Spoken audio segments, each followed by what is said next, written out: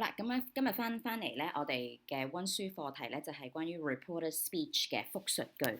咁同學仔記住咧，複述句咧主要有3種啦，咁係 instruction 一啲指令啦 ，statement 啦 ，statement 係陳述句就即係一般嘅句子啦，咁同埋 questions，咁主要離不開咧都係呢3大句式嘅。咁只要你記住咧，即係你要第一件事咧去identify。去搞清楚究竟佢係邊一類型嘅句子，然之後就住相關嘅句式去轉咯。咁例如 instructions 嘅咧就係A told B to do something 或者係 not to do something 嘅。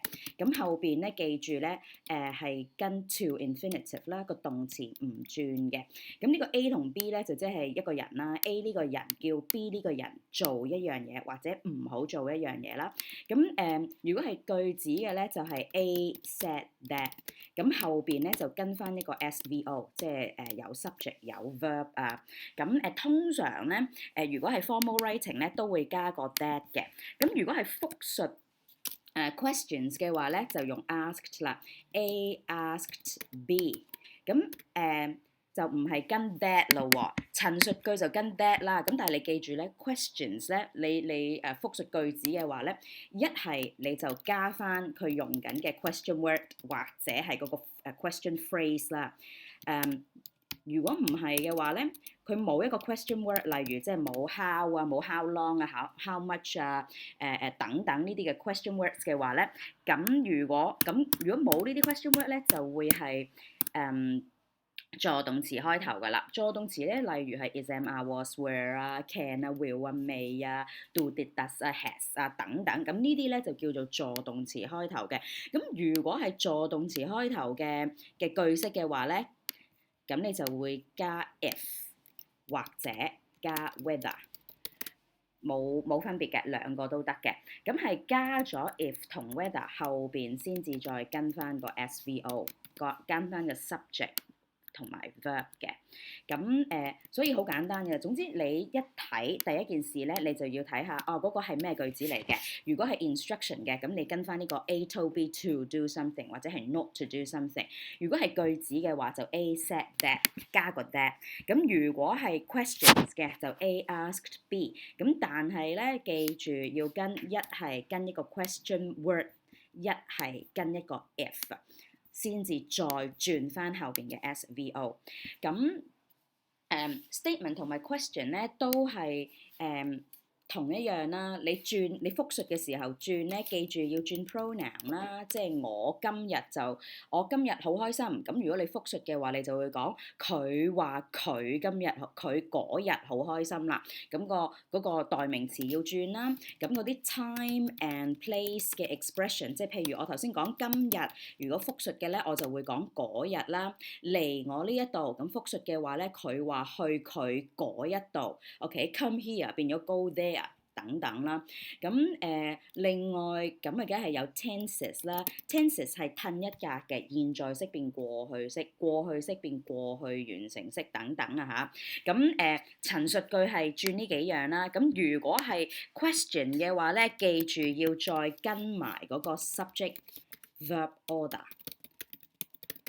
好，咁subject verb order 係乜嘢嚟㗎？就即係頭先講嘅 SVO 啊。喺複述句入邊咧係先行 subject， 然之後先至行個動詞嘅。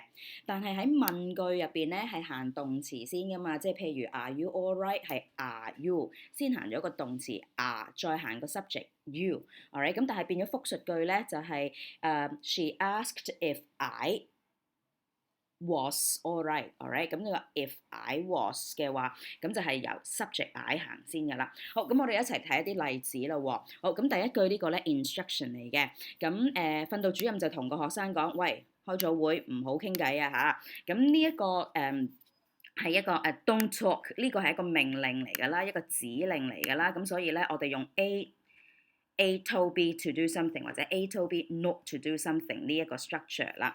咁個答案咧就變咗係 The discipline master told the student not to talk during the assembly。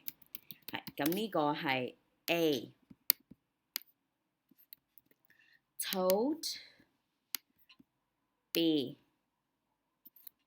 to do something 或者 not to do something。Alright， 好，咁第二句咧 ，Mum said to her son，You can wash the dishes when I have finished。我食完咧，你就可以洗碗啦。而家唔好洗住，等埋我嗰啲先啦。好，咁呢一個咧係唔係一個問題嚟嘅。咁呢一個咧係一個陳述句子啦。咁所以咧，我哋就用said that 嗰個 structure。Mum said that。又或者如果你唔用我哋用咗 said that 先啦 ，OK。Mum said that Mum said that her son could wash the dishes when she had finished。好，咁呢一度咧can 變咗 could 啦。呢啲係 modal verb tenses 嘅轉變啦。現在完成式 have finished 變咗 had finished 啦。咁仲有譬如係pronoun 嘅轉變啦。I 係媽媽，媽媽係女士，咁就變咗 she 咯。好，咁其實呢一個咧，你可以用 said that 啦，又或者其實呢一個咧可以用翻個 instruction 都得嘅喎。譬如係 Mum told her son to wash the dishes。When she had finished。好，咁呢一個咧係 A told B to do something。Alright， 咁呢一個你用 instruction 嘅 A told B to do something， 又或者咧又或者用statement 嘅 said that 都可以。好，咁最尾一個咧係 question 嚟嘅問句咧。Can you do me a favour? The old lady said to the man。個婆婆咧就同個男人講啦喎，你可唔可以幫下我啊？好，咁我哋咧先寫翻嗰個結構係 A asked B。咁而家係邊個問邊個咧？係個老婆婆問個男士。The old lady asked。The old lady asked the man。咁好多時同學咧就會直接咧就將佢轉啦喎。譬如咧 can 就變咗 could 啦。The old lady asked the man could he do her a favour。好，咁嗱呢啲咧有轉到 tenses 啦，有轉到 pronoun 啦。咁但係其實呢一個問句嚟嘅喎，見唔見到個 question mark 啊？咁逢係見到個問題，即係一個 question mark 嘅話咧，你要 sensitive 少少，你記住要加 if， 記住要加 question word。咁例如呢個咧係 if，例如呢個係modal verb 開頭嘅，助動詞開頭嘅，冇個 question word 嘅，咁我冇得加 question word，咁我就加翻個 if 上去先啦。Alright， the old lady asked the man if， 咁然之後再轉 subject verb order 啦喎，咁could he 我哋調翻轉就變咗 he could。Alright， 咁個句子就變咗 the old lady asked the man if he could do her a favour。Alright， 好，咁呢一個咧記住啦，除咗一般同陳述句一樣要轉 pronoun， 要轉 tenses 之外，如果係冇 question word 嘅問句，一定要加翻個 if 或者 whether 上去，再轉埋個subject verb order 嘅。咁呢啲一般咧，如果有個助動詞喺度咧，比較容易嘅。咁即係譬如係如果我用另外一個助動詞咧，譬如係 Have you finished? Have you finished? Miss Tan asked。好，咁呢度 Miss Tan 問乜嘢啊 ？Miss Tan asked if I had finished。係，咁呢一個咧係have you， 咁我調翻轉變咗 you have， 再轉 subject you 變咗 I，have 變咗 had。OK， 咁有呢啲助動詞會比較容易嘅，咁但係同學記住留意咧，擺兩粒星星先。好多時 past tense 咧，同學就會容易撈亂啊，加咗個 was 上去啊。咁例如咧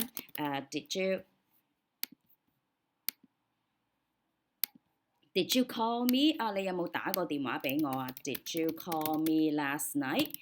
你琴晚有冇打俾我咧？係I I said to Sam 係我咁啊問阿 Sam 哥啦喎，你琴晚有冇打俾我啊？係咁啊 Sam 哥答翻我咧。咁呢個係唔係佢答啊，係我復述啊！你問我咩話？係阿 Sam 話你問咩啊？係咁我就話咧，I asked Sam question word 嚟嘅。咁呢度咧冇唔係 sorry question 嚟嘅，冇 question word，咁加個 if 上去先啦。I asked Sam if。咁通常咧同學咧就識得轉啦，就變咗唔係喎，呢一個係過去式，過去式變過去完成式喎，咁我轉咗個過去完成式先啦。I asked Sam if he had called me last night 變咗 the night before， 係咁呢個係過去式變過去完成式啊嚇，咁應該係講咧，同學轉過去現在式變過去式嗰個咧，比較混亂啦。即係譬如係 Do you like English？ 你中唔中意英文㗎 ？Do you like English？ I said to Peter。好，咁復述，你頭先問阿 Peter 咩話？我問佢 I asked Peter if， 咁呢度咧就唔係 if did he like English 咯喎。咦 Miss Tan 你又話現在式變過去式 ，do 咪變咗 did 咯？係，好，咁我哋先轉咗先，係轉過去式變 did 啊嘛。咁但係未轉 subject verb order 喎，咁我再轉埋 subject verb order 咧，將個 he 抽翻上嚟。喺動詞嘅前邊，咁但係我就唔會講 if he did like 嘅喎，咁所以咧唔要個 did，我直接喺個動詞度變過去式，咁所以呢個咧係 whether he liked English， 咁就唔係跟個 was 嘅喎，亦都唔係加個 did 喎，係直接喺個動詞度轉過去式。好，咁大致咧，即係 reported speech 係呢3種啦。不過咧，有一樣嘢要記住咧，就係嗰個 reporting verbs 嗰個複述動詞。咁複述動詞咧，頭先主要咧我都係用譬如係 asked 又或者 said 或者用 told 咁但係其實唔同嘅句式可以有唔同嘅複述動詞嘅。咁譬如 instruction 咧，你可以係want 都得啦，譬如 A want B to do something 或者係 not to do something 又或者嗰個唔係一個警告嚟嘅，嗰個係命令嘅 A ordered B to do something 咁又或者係個建議嚟嘅，建議用 advised 啦 advised 啦 A advised B to do something. For example, the teacher advised the students to read more English books. Alright， 咁嗰個係 advised somebody to do something， 同樣都係嗰個結構 A， 然之後加一個 reporting verb A warned B to do something 或者係 not to do something。Alright， 咁呢幾個都冇問題啦。不過唯獨是咧，即係如果你嗰個嘅 reporting verb 想用 suggest 嘅話咧，提一提同學 suggest 後邊咧記住要跟 gerund。如果有一個 second subject 嘅話咧 ，second subject 後邊嗰個要跟 bare infinitive。好，咁呢一個咧上課堂上都有教過，記唔記得呢一樣乜嘢啊？例如咧我講 let's have lunch。Let's have lunch at McDonald's。不如今日去麥當勞食嘢啦。係，我唔去嘅，我淨係我都一齊去嘅，大家一齊做嘅建議咧，譬如係 I suggested having lunch at McDonald's。好，咁譬如呢一個 have 咧，咁suggest 之後變咗 having 啦，咁 suggest 咧唔會用 to 嘅，咁就唔會變，咁就唔應該講 I suggested to have lunch at McDonald's。OK，suggested 跟 to 係錯誤嘅，記住 suggested 後邊要跟 gerund。咁又或者其實我呢個建議咧，我係建議人哋去做嘅。咁譬如我就唔得閒同你食飯啦，你自己去食飯啦。咁我建議你去麥當勞食啦，快又方便，係啦，雖然唔健康。好，咁呢一個咧，I suggest I suggested Sam have lunch at McDonald's。好，咁呢一個咧，Sam 係一個 second subject 啦，咁後邊咧跟一個 bare infinitive 嘅，咁有啲同學會話：咦，第三身單數喎，呢個 he 嚟噶嘛，係咪要變做 has 啊？